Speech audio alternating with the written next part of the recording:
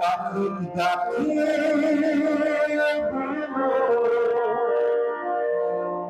হলাম শুধু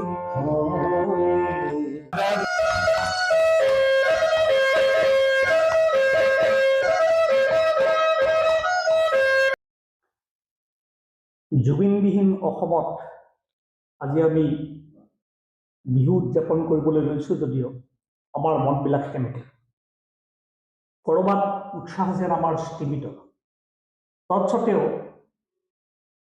আমাৰ শিপাসম্ভাৰী মনে বিহুৰ ঐতিহ্য পৰম্পৰা উৎসৱ এইবিলাকৰ বিষয়ে আমি চৰ্চা কৰি আহিছোঁ আৰু আজিৰ এই বিহু বিশেষ অনুষ্ঠানত আমি দুগৰাকী ব্যক্তিক আমি আমন্ত্ৰণ কৰি আনিছোঁ আমাৰ ষ্টুডিঅ'লৈ আমাৰ মোৰ বাওঁফালে এয়া মৃগেন দাস নমস্কাৰ তেখেত বিভিন্ন বহু কাল ধৰি বহু বছৰ ধৰি ভবানীপুৰ সৰুপেটা নাইবা অসমৰ বিভিন্ন প্ৰান্তত বিভিন্ন সংগীত বিহুগীতকে ধৰি ভূপেন হাজৰিকা জয়ন্ত হাজৰিকা খগেন মহন্ত সুৱদুজীয়া গোটবিলাকৰ তেওঁ বিভিন্ন ধৰণে কৰ্মশালাত অংশগ্ৰহণ কৰিছে আমাৰ নতুন চামক অনুপ্ৰাণিত কৰি আহিছে আৰু তেওঁ নিজে এগৰাকী সুগায়ক আৰু শিল্পী এই ক্ষেত্ৰত তেওঁ বিহুগীতৰো এগৰাকী বিশিষ্ট শিল্পী গতিকে আমি তেখেতক আমাৰ মঞ্চলৈ আমন্ত্ৰণ জনাইছোঁ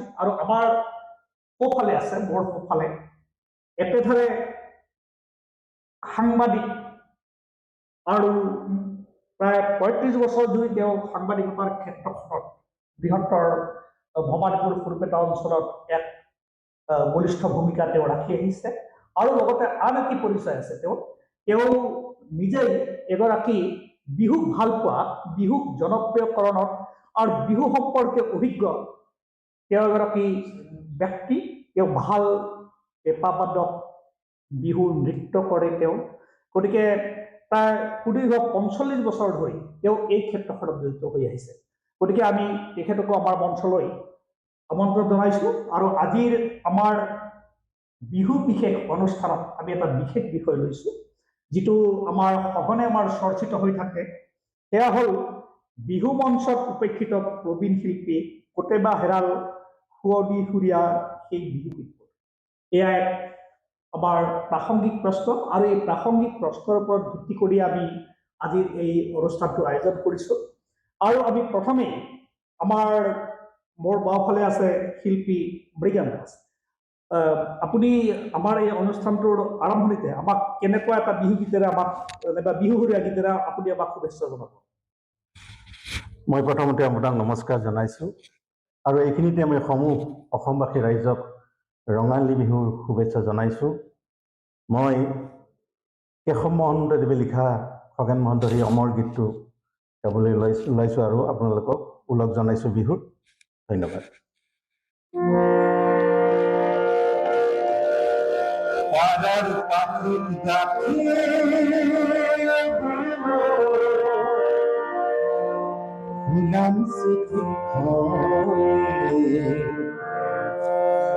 জানাও বুলি জগতখনা বিহুৰ লগানে পাৰৰ পাখিত ডাকি দিলো জানাও বুলি জগতখনা বিহুৰ লগানে পাৰৰ পাখিত ডাকি দিলো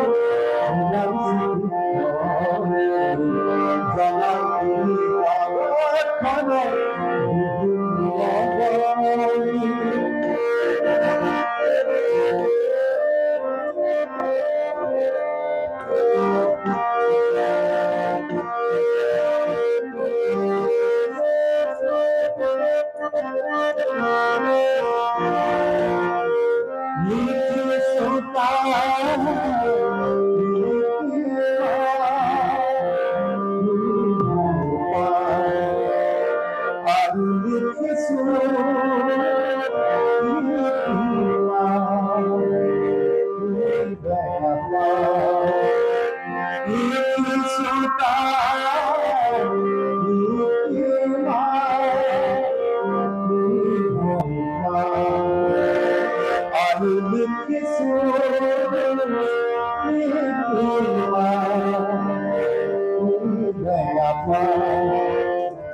বাদল বিজয় গুলির গুলি অঙ্গিনার ধ্বনি বাদল বিজয় গুলির গুলি অঙ্গিনার ধ্বনি বেয়া লাগিব লাগিয়া আৰু হনামনি বেয়া লাগিব লাগিয়া আৰু হনামনি পাৰৰ পানী ৰাখি দিওঁ জানাম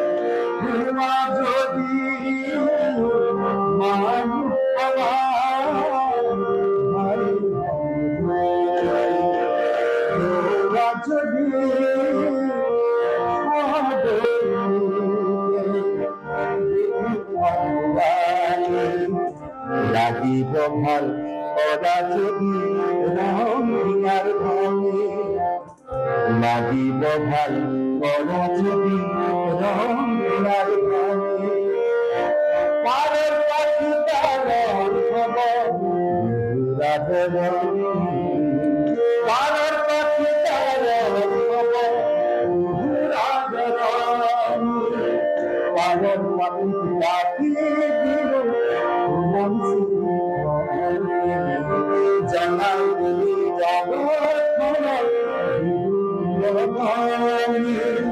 পালন মানি ৰাখি জানা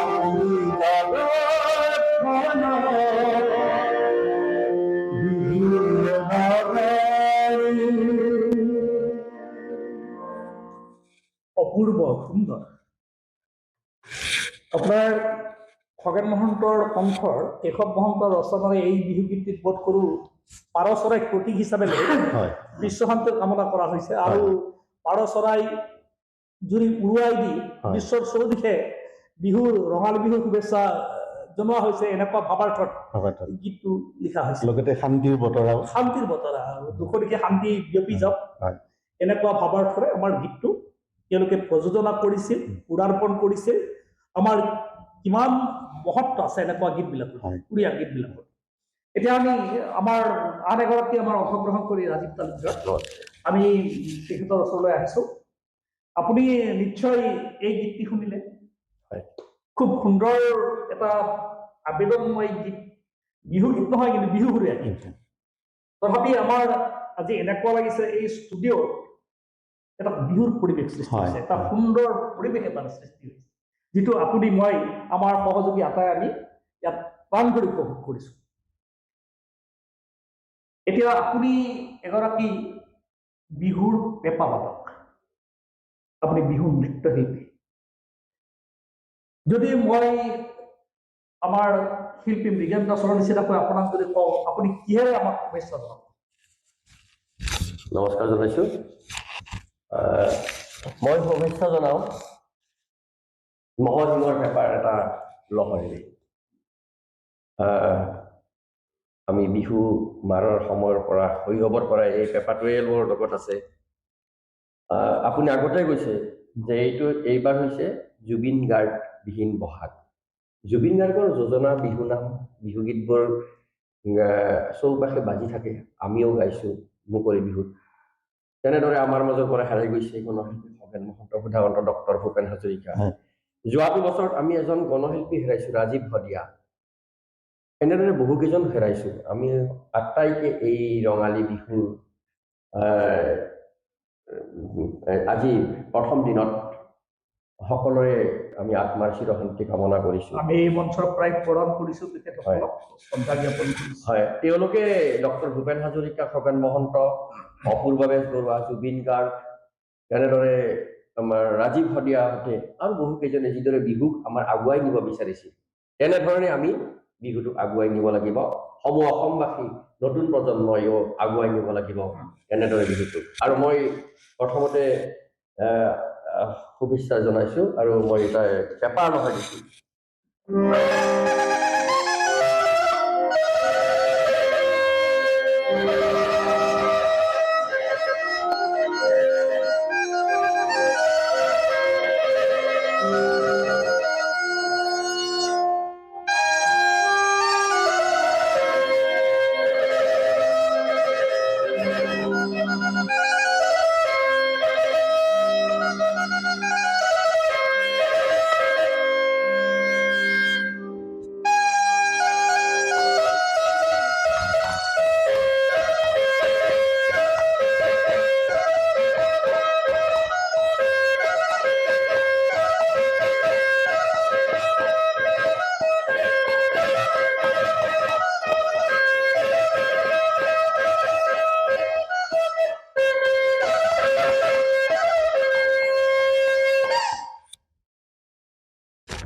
অপূৰ্ব আপোনাৰ বিহু পেপাৰবোৰ আৰু আমাৰ বিহু গীতসমূহত বিহু নৃত্য, এই পেপাৰটো আমাৰ এক অংগাংগী অংশ। হয়, বিহু পেপাৰ, বিহু গীতত ঢোল পেপা অবিহনে বিহু গীত, বিহু নৃত্য সম্পূৰ্ণ নহয়। যদিও আমাৰ এতিয়া ৰাজ্যখনত বা আমাৰ বিহু গীত, বিহু নাম, বিহুসুৰীয়া গীত আমাৰ তিনি ধৰণে আমি তাক শুনি আহিছোঁ, আমাৰ চলি আহিছে। এতিয়া আমি তাৰ তাত্ত্বিক কথালৈ নাযাওঁ। আমাৰ বিষয়টো আছিল যে আমাৰ বিহু মঞ্চত এতিয়া এইবাৰ আমি কৈছোঁৱে যে এইবাৰ আমাৰ বিহু জুবিন গাৰ্গ আমাৰ প্ৰাণৰ শিল্পী, জুবিন গাৰ্গৰ প্ৰতি আমি শ্ৰদ্ধা জনাই সীমিত ৰূপত আমি পালন কৰিম। কিন্তু আমি এইবেলিয়ে নহয়, যোৱা বেছ কিছু বছৰৰ পৰা আমি দেখিছোঁ যে এই মৃগেন দাস নাইবা তেওঁলোকৰ নিচিনা আৰু বহুত শিল্পী, আমাৰ গায়কীয়ে কিশোৰকীয় হৈ থকা এনেকুৱা শিল্পীবিলাক যেন বহু ক্ষেত্ৰত উপকৃত হৈ আহিছে। আৰু এনেকুৱা উপেক্ষিত হোৱা যিটো আমাৰ প্ৰক্ৰিয়া চলিছে, ইয়ে আমাক সচেতন লোকসকলক সাধাৰণতে দুখ দি আহিছে। আৰু এই ক্ষেত্ৰত মই মৃগেন দাসৰ ওচৰলৈ পিছত যাম। আমাৰ সাংবাদিক ৰাজীৱ তালুকদাৰে, তেখেতে দীৰ্ঘদিন সাংবাদিকতাৰ ক্ষেত্ৰখনত এক অভিজ্ঞতা পুষ্ট, গতিকে তেওঁ এই বিষয়টোত কি দৃষ্টিৰে চাব যে আমাৰ উপেক্ষিত হৈ আহিছে শিল্পীবিলাক, এইসকল শিল্পী, আপুনি কি ক'ব? এইটো এটা বৰ গুৰুত্বপূৰ্ণ প্ৰশ্ন। তাহানিৰ সেই বিহু আৰু আজিৰ বিহু যেন আধুনিকৰ পৰা অত্যাধুনিকতা ৰূপ পাই এই বিহুৰ পৰিৱেশটো কিছু পৰিমাণে বিতৰ্কিত হৈ গৈছে। আমি শৈশৱৰ পৰা দেখি আহিছোঁ যে ডক্টৰ ভূপেন হাজৰিকা, খগেন মহন্ত, তেনেকুৱা নমস্য শিল্পীসকল, অপূৰ্ব বেজবৰুৱা, ৰিদীপ দত্ত, মহানন্দ মজুমদাৰ বৰুৱাকে ধৰি বিজয় ভূঞা, সন্ধ্যা মেনন, তাৰপিছত এই নীলিমা খাতুন বাইদেউ, এই অনিমা চৌধুৰী, অৰ্চনা মহন্ত, এনেকৈ বহু শিল্পীৰ যি গীত আছিল, বিহুসুৰীয়া গীত, অসমৰ মাটি আৰু মানুহৰ সংস্কৃতিক বিহুক প্ৰাণ দিছিল তেওঁলোকৰ সুৰীয়া গীতে। আৰু গীতিকাৰসকলৰো যথেষ্ট অৱদান আছিল। গীতিকাৰসকলৰ সৃষ্টিত প্ৰতিটো শব্দতেই এটা সময়ৰ আহ্বান আছিল। মাটি আৰু মানুহৰ সংস্কৃতিক সুৰক্ষিত ৰখাৰ এটা প্ৰক্ৰিয়া হৈছিল। কিন্তু বৰ্তমান যেন সেই তেনেকুৱা এটা পৰিৱেশ কিছু পৰিমাণে ধ্বংস হৈছে। যেনে ধৰক আজিকালিৰ বিহু গীতত অত্যাধুনিকতাৰ প্ৰকোপটো বাঢ়ি গৈছে, যাৰ ফলত কি হৈছে, বিহু মঞ্চত অত্যাধুনিক লাইটৰ চমক আৰু এই যিটো মিউজিকৰ অত্যাধুনিক চমকে প্ৰকৃত গীতবোৰ যেন ক'ৰবাত হেৰাই গৈছে। কিন্তু সেইসকল শিল্পী আজি কিছু আমাৰ মাজত নাই, কিন্তু এতিয়াও তেনেকুৱা শিল্পী আছে। এইসকল শিল্পী আজিও আছে। আজিও তেওঁলোকে বিহু মঞ্চত, যে দীপেন বৰুৱাই আজি প্ৰায় 80 বছৰ বয়সতো তেওঁ দপদপাই গীত গায়। সেই তাহানি কণ্ঠ আজিও কণ্ঠ, আৰু শব্দৰ ইমান মানে স্পষ্ট। এতিয়াতো মানে অত্যাধুনিক চাউণ্ড ছেট, তাৰ মাজতে কিন্তু শব্দ স্পষ্টতা দেখা নাযায় বহু কণ্ঠশিল্পী। হয় কিন্তু মোৰ আহ্বান কি, আজি জুবিন গাৰ্গৰ যি শব্দ স্পষ্টতা আছিল সেই গীতবোৰে চাৰিওফালে বিয়পি পৰিছে, প্ৰত্যেকটা কণ্ঠশিল্পীয়ে গায়।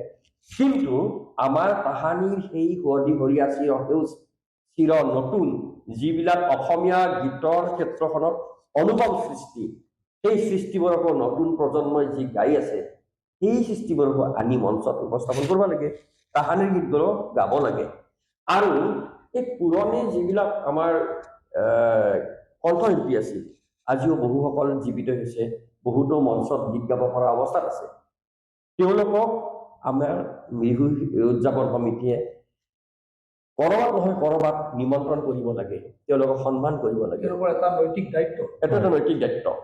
কাৰণ যিয়ে মাটি আৰু মানুহৰ সংস্কৃতিক আগুৱাই নিয়াৰ কাৰণে যুগ যুগ ধৰি শ্ৰম ত্যাগ সাধনা অব্যাহত ৰাখি অসমবাসীক বহু দিছে, আমি অসমবাসীয়ে তেওঁলোকক বহু দিবলগীয়া আছে। গতিকে মই এটা আহ্বান জনাওঁ যে জুবিন গাৰ্গৰ গীত আমি গাবই লাগিব। জুবিন গাৰ্গৰ গীত অবিহনে বিহু মঞ্চত এতিয়া নহ'ব বুলিয়ে ক'লে ভুল নহয়। কিন্তু সুধাকণ্ঠ ডক্টৰ ভূপেন হাজৰিকা, খগেন মহন্তকে ধৰি পুৰণি গীতবিলাকো আমাৰ মঞ্চত উপস্থাপন হ'ব লাগে। আৰু তাহানিৰ যিসকল শিল্পী জীয়াই আছে তেওঁলোকক নিমন্ত্ৰণ কৰিব লাগে। লগতে আমাৰ মোৰ সন্মুখতে আছে মৃগেন দাস, মৃগেন দাসৰ দৰে অগণন আগশাৰীৰ শিল্পী আছে, তেওঁলোক যেন ক'ৰবাত হেৰাই আছে, তেওঁলোককো আমাৰ বিহু উদযাপন সমিতিবিলাকে নিমন্ত্ৰণ কৰিব লাগে আৰু গীত গোৱাৰ সুযোগ দিব লাগে। আৰু শিল্পীসকলক জীয়াই ৰাখিব লাগিব। সংস্কৃতিক জীয়াই ৰাখে শিল্পীবিলাকে, কিন্তু সেই শিল্পীসকল জীয়াই থাকিব লাগিব। তেওঁলোকক আমি আৰ্থিকভাৱে আমি দিশটো সেইটো চাব লাগিব, উদযাপন সমিতিয়ে চাব লাগিব। গতিকে মোৰ আহ্বান, তাহানিৰ গীতবোৰ যাতে হেৰাই নাযায়, তাহানিৰ শিল্পীবোৰ যাতে হেৰাই নাযায়। অসমৰ মাটি আৰু মানুহৰ বাবে গীত গাই ফুৰা আমাৰ গাঁৱে হৈ থকা মৃগেন দাসে নহয় আৰু বহুত আছে, তেওঁলোকো যাতে আমাৰ হেৰাই নাযায়, উপেক্ষিত নহয়, এই আহ্বান প্ৰতিখন আমি বিহু উদযাপন সমিতিয়ে হওক বা এই সাংস্কৃতিক অনুষ্ঠানৰ উদ্যোক্তাসকলে হওক, তেওঁলোকে এটা চিন্তা কৰিব লাগে। লগতে বিহু দলবোৰৰ কথাটো আছেই, বিহু দলকটো উপেক্ষা কৰিও বিহু নহ'বই। গতিকে আমি সেই কথালৈ পিছত আহিম। বিহু দল, আপুনি এইটো কৈছে যে আমাৰ বিহু মঞ্চত নবীন প্ৰবীণ যিসকল শিল্পী আছে তেওঁলোকৰ কাৰণে সমাহাৰ ঘটিব লাগে। হয়, কাৰণ এই নবীন চামে আমাৰ পুৰণি চামৰ প্ৰবীণ শিল্পীসকলক তেওঁলোকক শ্ৰদ্ধা জ্ঞাপন কৰিয়ে গীতবিলাক গোৱাটো উচিত হ'ব, আৰু তেওঁলোকে প্ৰকৃত অনুশীলন কৰক যাতে অবিকৃত ৰূপত। আৰু বহু ক্ষেত্ৰত দেখা যায় যে আমাৰ বহুত শিল্পীয়ে, নতুন চামৰ বহুত শিল্পীয়ে এনেকুৱা গীত পৰিৱেশন কৰে, আৰম্ভণিতে এটা গীত পৰিৱেশন কৰে, কিন্তু এনেকুৱা লাগে আমি বহু এনেকুৱা অনুষ্ঠান আমি প্ৰত্যক্ষ কৰিছোঁ, আমি নিজে দৰ্শক হোৱাৰ আমাৰ সুযোগ ঘটিছে। তেখেতসকলে গীতটো বৰ বেছি অনুশীলন কৰা দেখা নাযায় আৰু গীতটি বিকৃত ৰূপত সেইটোতো আছে। গোটেই আজি নৱপ্ৰজন্মৰ বহুত কেইটা কণ্ঠশিল্পীৰ মাজত আমি দেখা পাওঁ তেনেকুৱা ঘটিছে। তেওঁলোকে গীতৰ শ্ৰম ত্যাগ সাধনা অনুশীলন অবিহনে একেদিনাই এখন ডাঙৰ মঞ্চ বিচাৰি যোৱাৰ কাৰণেই আৰু তেওঁলোকে তাৰমানে নিজৰ কণ্ঠ প্ৰদৰ্শনৰ ওপৰত গুৰুত্ব দিয়াৰ বিপৰীতে তেওঁলোকে লাইটৰ চমক বিচাৰিব, অত্যাধুনিক চাউণ্ড ছেট বিচাৰিব, অত্যাধুনিক মিউজিক বিচাৰিব, কিন্তু তেওঁৰ কণ্ঠটো বহু পৰিমাণে কিন্তু তলত থাকে। আগতে কণ্ঠ হওক, আমাৰ ঘৰুৱা কথা আছে যে গান বাজনা, গানৰ পাছত বাজনা, নামনিৰ ভাষাত কয়, কিন্তু আজিকালি বাজনা গান হৈ গৈছে, মিউজিকটো আগত, তাৰপিছতে কণ্ঠটো। আৰু যেন সস্তীয়া জনপ্ৰিয়তাৰ পিছত দৌৰা যিটো প্ৰচেছ, সেইটো আছে সেইটো তাৰমানে এইটোৱে কথা যে প্ৰদৰ্শনকামিতাই মুখ্য ভূমিকা গ্ৰহণ কৰিছে, যিটো আমাৰ জাতিটোৰ কাৰণেও এক অসমী সংকেত, আৰু তেওঁলোকৰ যদি কিবা প্ৰতিভাও আছিল, তেওঁলোকৰ সুপ্ত প্ৰতিভাবিলাক যিটো বিকশিত হোৱাৰ ক্ষেত্ৰতো ই এক হেঙাৰ স্বৰূপ হৈ আহিছে। এতিয়া আমি পুনৰ আমাৰ শিল্পী মৃগেন দাসৰ ওচৰলৈ গৈছোঁ। আপুনি এই বিহু মঞ্চত হয় এইবুলিতো আমি কৈ আছোঁ যে শীতৰ ওপৰত আমাৰ বিহু পালন কৰা হ'ব, আৰু আপুনি ইয়াৰে আগৰ পাৰ হৈ অহা বছৰসমূহত ক'ত ক'ত অনুষ্ঠান পৰিৱেশন কৰিলে আৰু কেনেকুৱা গীত আপুনি পৰিৱেশন কৰি নিজে জনপ্ৰিয়তাৰ আজি মৃগেন দাস শিল্পী হিচাপে আপুনি পৰিচয় দিবলৈ সক্ষম হৈছে? মই 2006-2007 কহিনুৰ থিয়েটাৰত নেপথ্য কণ্ঠশিল্পী হিচাপে আছিলোঁ, আৰু যোৱা বছৰ নহয় 2 বছৰে হ'ল মোৰ গৰমৰ বন্ধত মন্দাক্ৰান্ত অসমৰ এখন বিখ্যাত সংগীত বিদ্যালয় গুৱাহাটী দিছপুৰত, ইয়াৰে প্ৰিন্সিপাল হৈছে কান্তা দেৱী আৰু তেওঁৰ স্বামী ৰুবুল শৰ্মা। তেওঁ এজন ভাল শিল্পী, গীটাৰ বজায়। তেওঁলোকৰ এই সংগীত কাননত মই কৰ্মশালা কৰিছিলোঁ পুৰণি সুৱদী সুৰীয়া গীতৰ। ভূপেন্দাৰ গীত আছে, জয়ন্ত হাজৰিকাৰ গীত আছে, হোলী গীত আছে, এনেকৈ আৰু বিভিন্ন মঞ্চত পাঠশালা সাদেৰীত, তাৰপিছত ভূটান্ত মহিতৰা, তাৰপিছত ইফালে জালিঘাটা, এনেকৈ মই মঞ্চ কৰিছোঁ যোৱাবাৰ গীতৰ অনুষ্ঠান, গীতৰ শৰাই আগবঢ়াইছোঁ আৰু কৰ্মশালা কৰিছোঁ এনেকৈ ভাল লগা কিছুমান। আৰু আপুনি যে কৈছে, হয় বৰ্তমান কি হৈছে, বৰ্তমান কিছুমান গায়ক লাজ লগা কথা এফাকে গাব আৰু হাততালি বিচাৰে তাৰমানে নিজে, আৰু কি মাইক্ৰফোনটো এনেকৈ দিব তাৰমানে আপোনালোকে গাওক, এইবিলাক মানে বৰ বেয়া লগা মানে পৰিৱেশৰ, মানে এটা লাজ লগা পৰিৱেশ হয়নে? এইখিনিতে সময় বিৰতি, ইয়াৰ পিছত আমি আপোনাৰ ওচৰলৈ আহিম আৰু এটি গীত শুনিম।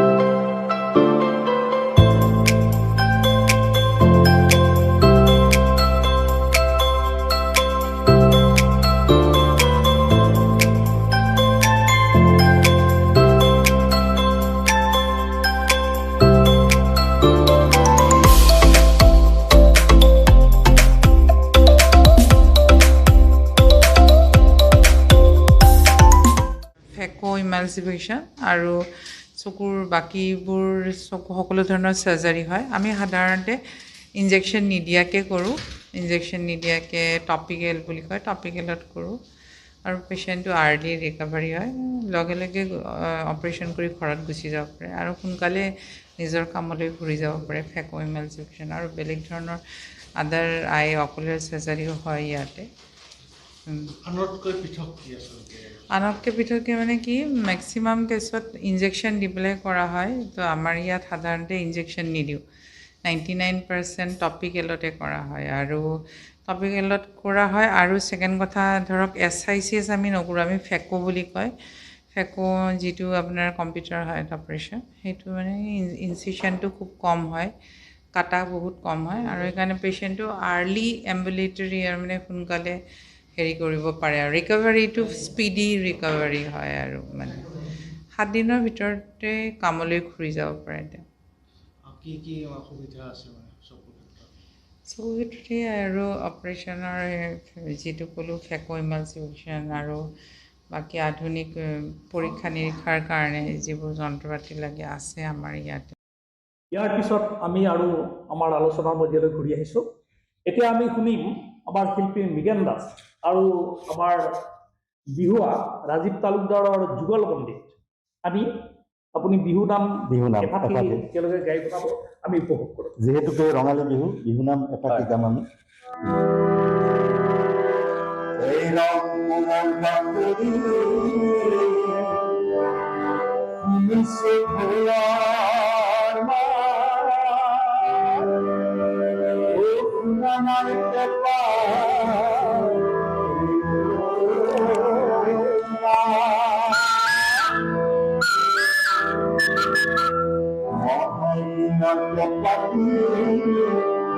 বজাইয়া টকা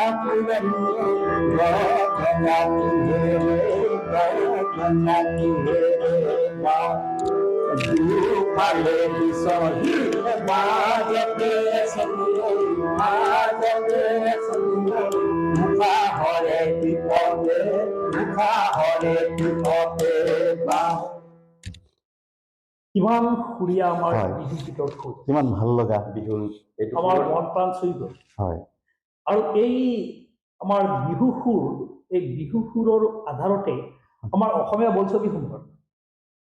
বোলছবিসমূহত এটা সময়ত বিহুগীত একোটাকৈ নহ'লে নহৈছিল, কাইবা বিহুগীতৰ ওপৰত আধাৰিত বহুত সংগীত সৃষ্টি হৈছিল। এতিয়া মই পুনৰ ৰাজীৱ তালুকদাৰৰ ওচৰলৈ যাব বিচাৰিছোঁ। এই যে আমি পুনৰ সেই কথাটোলৈ আহিছোঁ যে আমাৰ উপেক্ষিত হৈছে প্ৰবীণ শিল্পীবিলাক, প্ৰতিভা হেৰাল এই বিহুৰ শুৱনি সুৰীয়া এই বিহুগীতবোৰ। আমি মঞ্চত এতিয়া যিবিলাক বিহুগীত আমি শুনো, বিহুগীতৰ নামত যিবিলাক আমি গান বাজানা আমি শুনো, আপুনি গান বাজানা বুলি কৈছে, এই এনেকুৱা গীতৰ সুৰবিলাকে আমাৰ বিহুগীতত কাৰণে বিহুৰ সৈতে আমাৰ অসমীয়া জাতিৰ জনজীৱনৰ ঐতিহ্য পৰম্পৰা জড়িত হৈ আছে। আমাৰ জাতিটোক কেনেধৰণে পৰিচয় দিব পাৰে বুলি আপুনি ভাবে? এই ক্ষেত্ৰত অৱশ্যে আমি কোৱা নাই যে সকলো শিল্পীয়েই যি একে পৰ্যায়ৰ হ'ব, কিন্তু দেখা যায় কিছুমানে খুব দৃষ্টিগতভাৱে বিহুৰ নামত বিহুগীতক বিকৃত কৰি আহিছে। এই ক্ষেত্ৰত আপুনি কি ক'ব? এই ক্ষেত্ৰত আমি সচেতন হ'ব লাগিব। কি প্ৰথম হৈছে কি, এটা চৰকাৰৰ সাংস্কৃতিক বিভাগ আছে, হয় এই সাংস্কৃতিক বিভাগটো সচেতন হ'ব লাগিব নিয়ন্ত্ৰণ কৰাৰ কাৰণে, কাৰণ এটা চৰকাৰীভাৱে ডিপাৰ্টমেণ্ট হৈছেতো। দ্বিতীয়তে আমাৰ উদ্যোক্তাসকল সচেতন হ'ব লাগিব, ৰাইজ সচেতন হ'ব লাগিব। আৰু এই সচেতন হ'ব লাগিলে এই বিহুনাম বিহুগীতৰ ওপৰত শৈশৱৰ পৰা এটা গভীৰ অধ্যয়ন লাগিব, নতুন প্ৰজন্মক দিয়াৰ কাৰণে প্ৰজন্মৰ পৰা প্ৰজন্মলৈ এটা অধ্যয়ন লাগিব। জাতিটোক ভাল পোৱা মন এটা লাগিব, জাতিটোক ভাল পোৱা, অসম আৰু অসমীয়া, অসমৰ মাটি আৰু মানুহক ভাল পাব লাগিব। ডক্টৰ ভূপেন হাজৰিকাই ভাল পাইছিল, জুবিনে ভাল পাইছিল, আমাৰ নমস্য কণ্ঠ বাৰে বাৰে আমি নামবিলাক কৈ আছো। তেওঁলোকে আৰু বহুতৰ ক'ব পৰা নাই, তেওঁলোকে মানুহক ভাল পাইছে, মাটিক ভাল পাইছে। ধন সম্পত্তিক প্ৰথমতে ভাল পোৱা নাছিল, জীয়াই থকাৰ কাৰণ আছে তেওঁলোকে পাৰিশ্ৰমিক নিজে খাই আৰু এশজনক খুৱাইছিল। এইটো এটা ডাঙৰ প্ৰশ্ন। গতিকে আমি নিয়ন্ত্ৰণ কৰিব লাগিব ইয়াক, আৰু বিহু কমিটিবিলাক সচেতন হ'ব লাগিব। মই এটা কথা কওঁ যে বিহু উদযাপনৰ ক্ষেত্ৰত সাংস্কৃতিক সন্ধিয়াক বেছি প্ৰাধান্য দিয়া হয়, দিয়ক, কিন্তু সমান্তৰালভাৱে যিটো বিহুক লৈ বিহু সংস্কৃতি ৰৈছে, বিহুকো গুৰুত্ব দিব লাগিব। আজি মুকলি বিহু, হুঁচৰিটো হেৰাই গৈছে, আৰু বিহুক গুৰুত্ব দিব লাগিব। গতিকে আৰু দৰ্শক যে মানে কিছুমান দৰ্শক আহে কণ্ঠটো ওপৰত উঠিব নাপায়, ভোজপুৰী লাগে, বাংলা লাগে, হিন্দী লাগে, মানে অবাস্তৱ কথা, যা এটা কথা কৈ থাকে। তেওঁলোকৰ বুলি নহ'ব, তেওঁলোকে সুস্থ মগজুৰে নিচাসক্ত হৈ যাতে নাহে, মন আৰু মগজু সমৰ্পণ কৰি সংস্কৃতিক ভাল পাই আহিব লাগিব দৰ্শকৰ। অকল বিহু সংস্কৃতিটো কেৱল বিহু মাৰি ফুৰা ডেকা গাভৰু বা বিহু গীত গাই ফুৰা বা আধুনিক গীত গাই ফুৰা শিল্পীসকলৰ কাৰণে নহয়। অসমৰ বাপতিসাহোন এই ৰঙালী বিহু, মানে কঙালী বিহু হওক, ভোগালী বিহু হওক, প্ৰতি অসমত বসবাস কৰা প্ৰতিজন অসমীয়া মানে গোটেই যি জাতি জনগোষ্ঠী আছে সকলোৰে। গতিকে দৰ্শকসকলে এজন মানে একো একোটা শিল্পী মনোভাৱ লৈ তাত উপস্থাপন হ'ব লাগিব। আপুনি এইটো সঠিক কথাই কৈছে যে আমি নৈতিকভাৱে অসমখনক জাতিটোক ভাল পোৱাৰ ক্ষেত্ৰত আমি দায়বদ্ধ হ'ব লাগিব। কিন্তু আপুনি অভিভাৱকসকললৈ কি আহ্বান জনাব যে আমি দেখা পাওঁ যে বহুত কণমানি ছাত্ৰীক নাইবা কণমানি কিশোৰী তেওঁলোকে এনেকুৱা বিহু গীতত তেওঁলোকে নৃত্য পৰিৱেশন কৰিছে যে য'ত তেওঁলোকে যৌৱনমতী নোহোৱাৰ সময়তে ঠিক তেনেকুৱা ধৰণৰ ভাৱাৰ্থৰ গীতত তেওঁলোকে বিহুগীত বিহু নৃত্য পৰিৱেশন কৰিছে আৰু আমাৰ অভিভাৱকসকলে তাকেই উপভোগ কৰিছে। তাৰমানে কথাটো হৈছে কি, অভিভাৱকসকলে এইটো জানিব লাগিব, মোৰ ল'ৰাটো মোৰ ছোৱালীটো শৈশৱৰ পৰা যদি বিহু সংস্কৃতিৰ লগত মই জড়িত কৰিব বিচাৰোঁ, তেতিয়া হ'লে প্ৰথম লাগিব বিহু সম্পৰ্কত অধ্যয়ন, দ্বিতীয় লাগিব বিহুৰ অনুশীলন, আৰু লাগিব প্ৰশিক্ষণ। কিন্তু তাকে নকৰে কি কৰে আমাৰ অভিভাৱকবিলাকে, একেদিনাই আমি সম্ৰাজ্ঞী বনাই দিয়ে। লতাশিলৰ সম্ৰাজ্ঞীজনীয়ে একেদিনাই সম্ৰাজ্ঞী হ'ব পৰা নাই। সাধনা, গভীৰ ত্যাগ সাধনা, ত্যাগ আৰু সাধনা লাগিব, অনুশীলন লাগিব, একেদিনাই হ'ব নাই। কিন্তু আমাৰ এটা অসুস্থ পদ্ধতি আছে যে অভিভাৱকসকলৰ মাজত একেদিনাই পৰ্বতত উঠা, এভাৰেষ্ট শৃংগ মানে দৰ্শন কৰা, এই নহ'ব। আজি মৃগেন্দ্ৰ আছে শৈশৱৰ পৰা সুদীৰ্ঘ 4টা দশকৰো অধিক কাল জুৰি হাৰমনিয়ামলৈ গীত গাই থকাৰ কাৰণে আজি এই ষ্টুডিঅ'ত উপস্থাপন হ'ব পাৰিছে। কিন্তু কোনো চাৰেগামাৰ জ্ঞান নোহোৱাকৈ একেদিনাই হাতত মাইক্ৰফোনটো লৈ প্ৰথমে যাব, তেওঁ কৈছে গীতটো গাবই নাপায়, চাপৰি বজাওক। আৰে হাত চাপৰিটো খুজি লোৱা বস্তু নহয়, সেইটো খুজি লোৱা বস্তু নহয়, স্বতঃস্ফূৰ্তভাৱে আহিব লাগিব। স্বতঃস্ফূৰ্তভাৱে তেওঁৰ গীতটোত, মৃগাংক দাসৰ গীতটোত বা তেনেকুৱা অংগৰাগ মহন্তৰ গীতটোত মই আপ্লুত হৈ এটা হৃদয়ৰ পৰা নিগৰি আহিব, হৃদয়ৰ পৰা আহিব লাগিব। গতিকে এনেকুৱা ধৰণে আমি সচেতন হ'ব লাগিব। মই পুনৰ আমাৰ মৃগেন দাসৰ ওচৰলৈ আহিছোঁ। আমাৰ ৰাজীৱ তালুকদাৰে অলপ আগতে ক'লে হুঁচৰি কথাতে ক'লে, এতিয়া এফাকি হুঁচৰি শুনিম নেকি? দেউতাৰ পদূলিত গোন্ধাইছে মাধুৰী,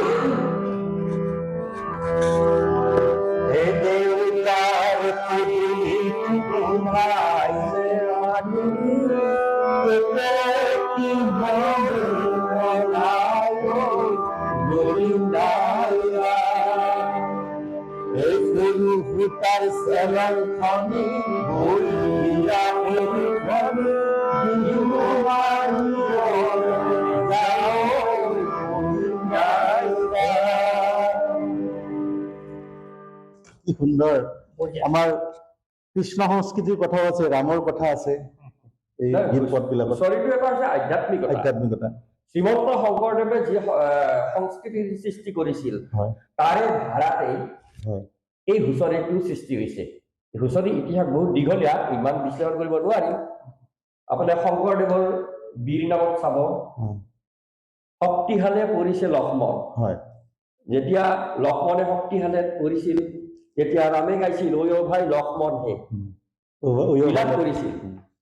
হুঁচৰিটো আছে যে ৰাম কান্দে বনে বনে, লক্ষ্মণ কান্দে সংগে, শূন্য গৃহ পাই সীতাক হৰিলে ৰাৱণে।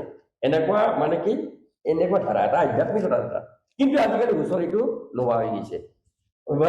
পৰম্পৰা হুঁচৰি প্ৰতিযোগিতাত আমি প্ৰতিযোগী হৈছিলোঁ, বা হুঁচৰি গাই থাকিলে সন্মুখত দৰ্শক নাথাকে, ডেস্ক আৰু বেঞ্চ থাকে সন্মুখত। কিন্তু এই ধুমধামেৰে গীত যেতিয়া জিলেলে গাব, আই লাভ ইউ গাব, এইবিলাকত হ'লে লোকে আনন্দ হৈছে। আৰু এটা কি হৈছে, নৃত্য প্ৰতিযোগিতা, আধুনিক একক নৃত্য প্ৰতিযোগিতা।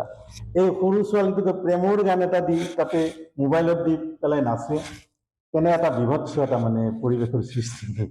গতিকে এইবিলাকে কি কৰিছে, আমাৰ নতুন প্ৰজন্মক ভুল পথে পৰিচালিত কৰিছে অভিভাৱিকাসকলে।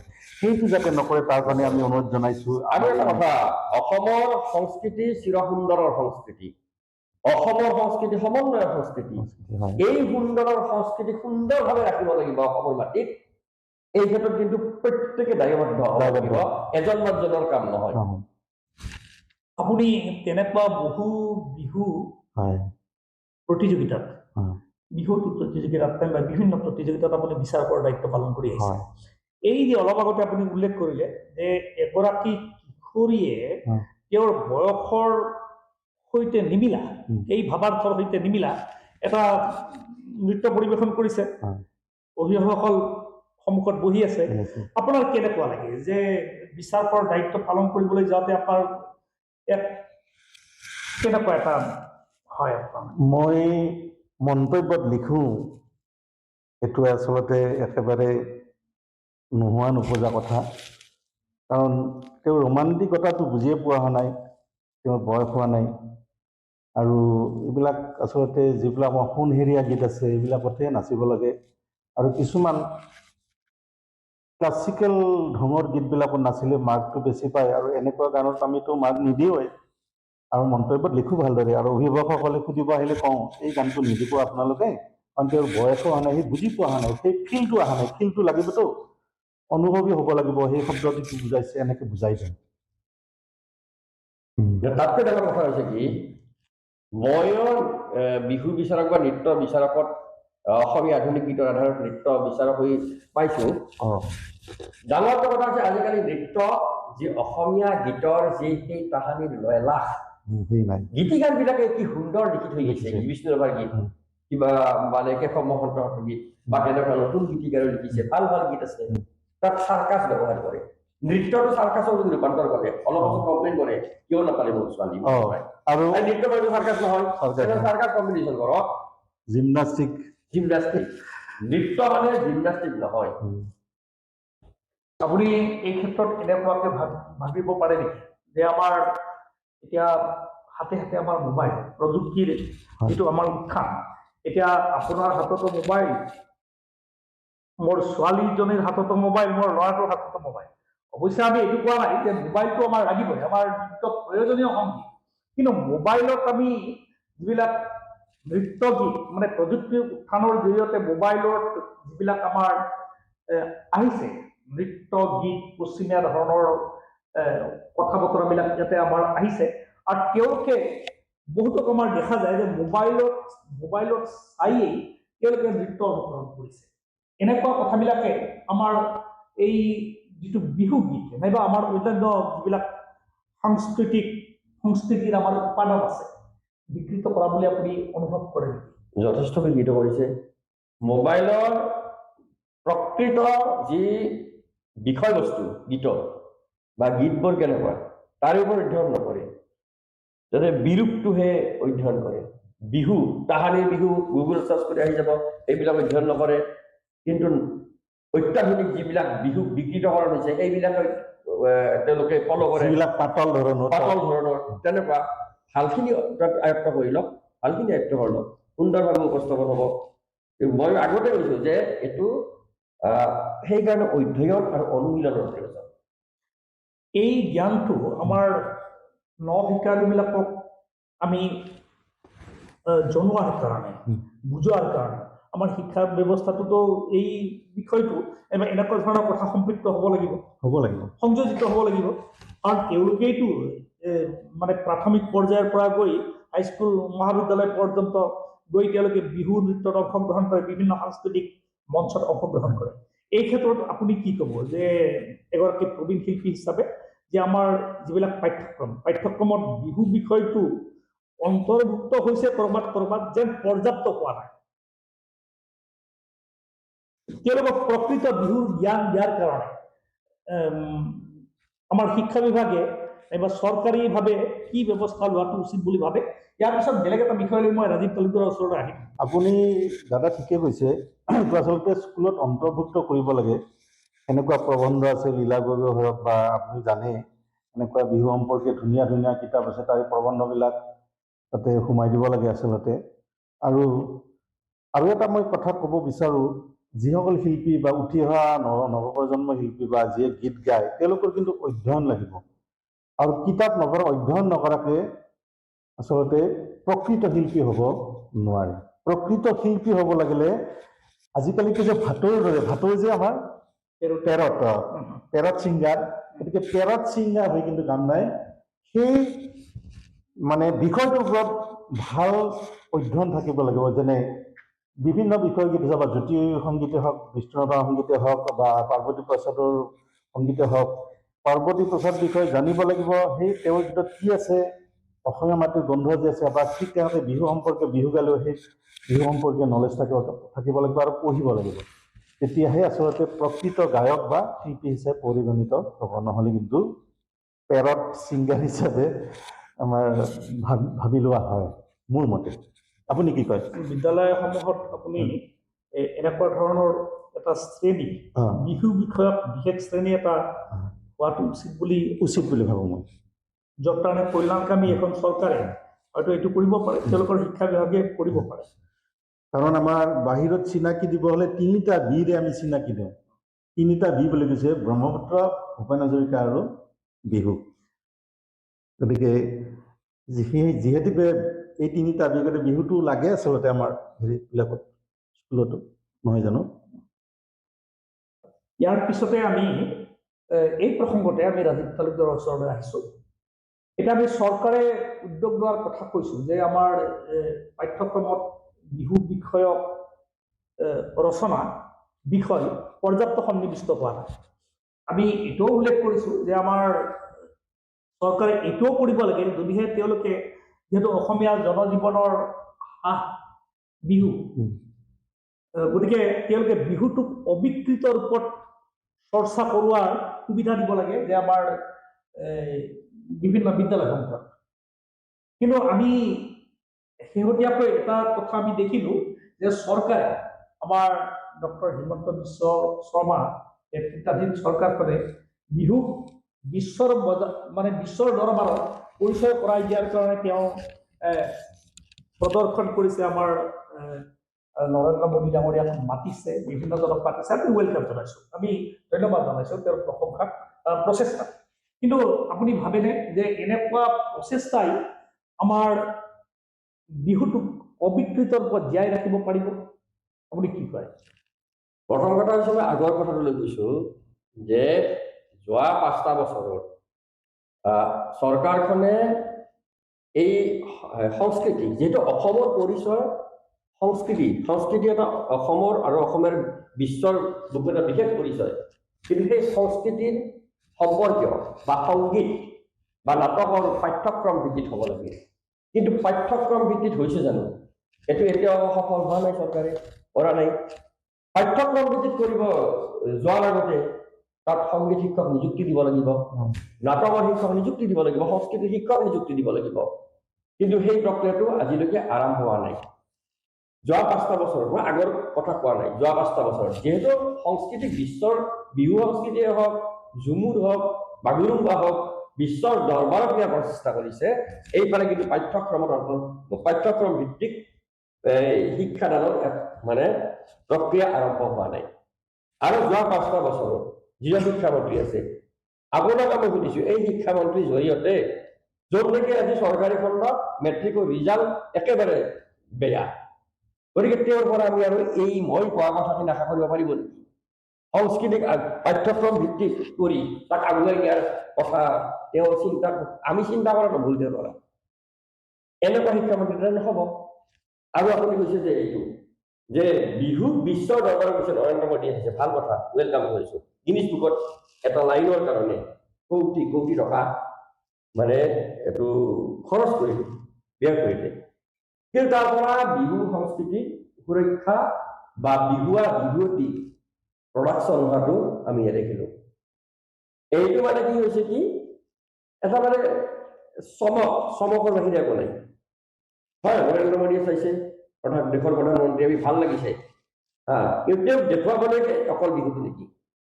বিহু অসমৰ মাটি আৰু মানুহত বা বিশ্বৰ প্ৰান্তে প্ৰান্তে বিশ্বৰ বুকুত জীয়াই ৰখাৰ প্ৰক্ৰিয়া নে কোনোবা একজন প্ৰধানমন্ত্ৰী বা ৰাষ্ট্ৰপতিক এদিনৰ কাৰণে অলপ সময় দেখুৱাবলৈ আহি বাকীখিনি তাৰপিছত একো নাই? কিমানটা বিহুৱতী প্ৰডাকশ্যন হ'ল, নতুন বিহুৱতী আমি দেখা নাই এতিয়াও। গতিকে তাত কৰি চৰকাৰে গিনিজ বুকৰ নামটো মানে কি উচ্চাৰণ কৰাৰ সমান্তৰালভাৱে যদি অসমৰ গাঁৱে গাঁৱে, প্ৰতিখন গাঁৱে গাঁৱে বা সাংস্কৃতিক অনুষ্ঠানৰ জৰিয়তে বিহু বাদ্য বিহু প্ৰশিক্ষকৰ যোগান কৰি শৈশৱৰ পৰা যুৱ প্ৰজন্মক তাৰ প্ৰশিক্ষণ দিয়াৰ ব্যৱস্থা কৰিলেহেঁতেন ঢোল পেঁপা গগনাকে বিহুৰ সামগ্ৰী চৰকাৰে যোগান ধৰিলেহেঁতেন প্ৰতিখন গাঁৱে গাঁৱে তেতিয়া কি হ'লহেঁতেন এইবোৰৰ বিহু সন্মিলন গিনিজ বুক বা চৰকাৰী আজিকালি চৰকাৰী ভাৱে সাংস্কৃতিক বিভাগটোৱেই চৰকাৰী প্ৰগ্ৰেমবিলাক কৰে এইবিলাক হ'লহেঁতেন কিন্তু সমান্তৰালভাৱে কি হয় গাঁৱে গাঁৱে বিহুটো জীয়াই থাকিলহেঁতেন বিহু যদি গাঁৱে গাঁৱে প্ৰতিজন অসমীয়া যদি শিকি লয় হা তেতিয়াহ'লে প্ৰতি চতৰা আমি হুঁচৰি মাৰিম গাঁও গছৰ তলত মানুহৰ চোতালত পদূলিত আমি বিহু মাৰিম তেতিয়া অসমীয়া মানুহৰ হৃদয়ে হৃদয়ে চোতালে চোতালে বিহুটো জীয়াই থাকিলহেঁতেন সেই প্ৰক্ৰিয়া আজি চৰকাৰে বিবেচনা কৰে যিহেতু চৰকাৰে বিহু সংস্কৃতি জীয়াই ৰখাৰ প্ৰক্ৰিয়া আৰম্ভ কৰি গিনিজ বুকটো উলিয়াইছিল এইটো কিয় কৰা নাই এইটো কৰা নাই গতিকে এইখন আৰু আজিকালি হৈছে কি চৰকাৰী শিল্পী আৰু আমাৰ গাঁৱে গাঁৱে ঘূৰি ফুৰা শিল্পী চৰকাৰী সাংস্কৃতিক বিভাগটো আছে নে নাই মোৰ সন্দেহ আছে তেওঁলোকে বহু পৰিমাণে ব্যৰ্থ বিহু সংস্কৃতিক মানে উত্তৰ হোৱাৰ ক্ষেত্ৰত এইখিনিতে এক ছবিবিৰতি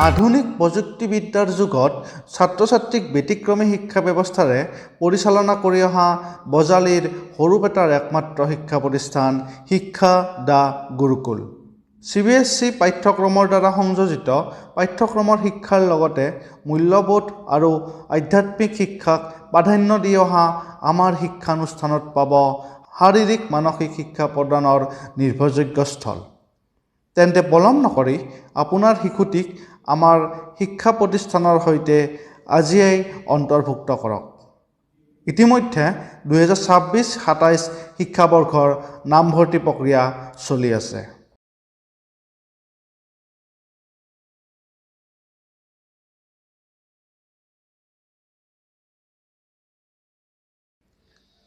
অধিক জানিবলৈ তলত দিয়া নম্বৰত যোগাযোগ কৰক ধন্যবাদ এইখিনিতে আমি বিৰতিৰ পিছত আমি শিল্পী মৃগান দাসৰ ওচৰলৈ আহিছোঁ আমি এটি গীত শুনিম এটি যুগজয়ী গীত আমি তেতিয়া অনুৰোধ কৰিছিলোঁ মৃগান দাসৰ ওচৰত যিটো গীত আমাৰ সুধাসন্ত ডক্টৰ ভূপেন হাজৰিকাই বিহুক লৈ ৰচনা কৰিছিল খুব অৰ্থপূৰ্ণ গীত এই গীতটো আপুনি গাইব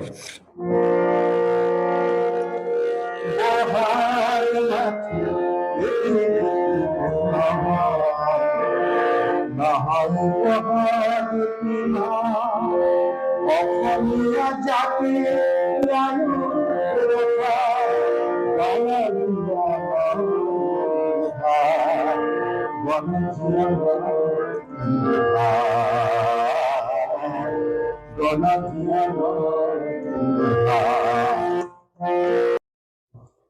আপুনি আমাৰ প্ৰিয় শিল্পী মৃগান দাসৰ কণ্ঠত সুধাকণ্ঠ ভূপেন হাজৰিকাৰ যুগজয়ী এই গীতটি বহাগ মাথোঁ এটি গীত নহয় যিটো অসমীয়াৰ প্ৰাণ আছে সেই গীতটোত তেওঁ সতৰ্ক কৰি দি গৈছিল এই গীতটোৰ যিটো ভাৱাৰ্থৰ আধাৰতে আপুনি অসমীয়া ৰাইজলৈ এই বিহুৰ বতৰত আপুনি কেনেকুৱা আহ্বান জনাব হয় ডক্টৰ ভূপেন হাজৰিকাদেৱে যিটো গীত তেওঁ গাইছিল বহাগ মাথোঁ এটি ঋতু নহয় ইয়াত আছিল এটা বিহু সংস্কৃতিক মানে জীয়াই ৰখাৰ এটা মুকলি আহ্বান আৰু ময়ো তেওঁৰ যি ধৰণে বিচাৰিছিল বিহুটোক জীয়াই ৰখাৰ কাৰণে অসমৰ মাটি প্ৰতিজন অসমীয়াই অসমত বসবাস কৰা সকলো জাতি জনগোষ্ঠীয়ে এই অসমৰ মাটিত এই মাটি আৰু মানুহৰ সংস্কৃতিটো যিদৰে জীয়াই ৰাখিব বিচাৰিছিল এই গীতৰ মাধ্যমেৰে আৰু ডক্টৰ ভূপেন হাজৰিকাই বিচৰা ধৰণে প্ৰতিজন অসমীয়াই প্ৰতিটো অসমৰ প্ৰতিটো প্ৰজন্মই অসমৰ মাটিত অসমৰ মাটি আৰু মানুহৰ সংস্কৃতি চিৰসুন্দৰৰ সংস্কৃতি সমন্বয়ৰ সংস্কৃতি বিহুটোক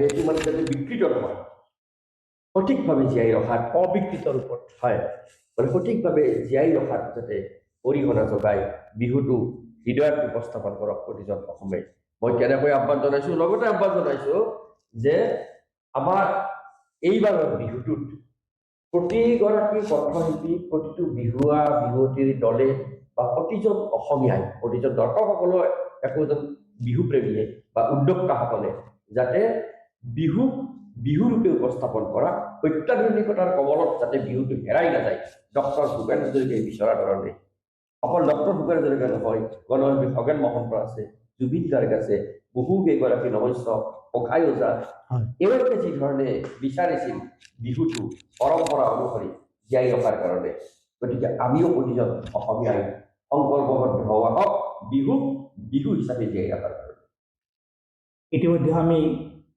আজিৰ আলোচনাৰ আমি বিষয়ৰ শেষ পৰ্যায়ত উপনীত হৈছোঁ আমি এইখিনিতে আহ্বান জনাম যে যিসকল শিল্পীয়ে এই আমাৰ হেৰাই যাব ধৰা পদূলীয়া গীতবোৰ বিভিন্ন বিহু মঞ্চত পৰিৱেশন কৰি নাইবা বিভিন্ন নৃত্য দলক শিকোৱাই তেওঁলোকে বিহুটোক আগবঢ়াই লৈ যোৱাত অশেষ বৰঙণি আগবঢ়াই আহিছে গতিকে আমাৰ গাঁও ভূঁই বিভিন্ন প্ৰান্তত এনেকুৱাকৈ লুকাই থকা সেই শিল্পীসকলক নিশ্চয় আমাৰ উদ্যোক্তাসকলে বিহু মঞ্চলৈ আদৰি অনাত তেওঁলোকৰ এক দায়িত্ব আছে বুলি আমি অনুভৱ কৰিছোঁ আৰু এই অনুভৱ আৰু এই আহ্বান জনাই আজি আমাৰ এই বিশেষ বিহুৰ অনুষ্ঠানটো আমি ইয়াতেই সামৰণি নমস্কাৰ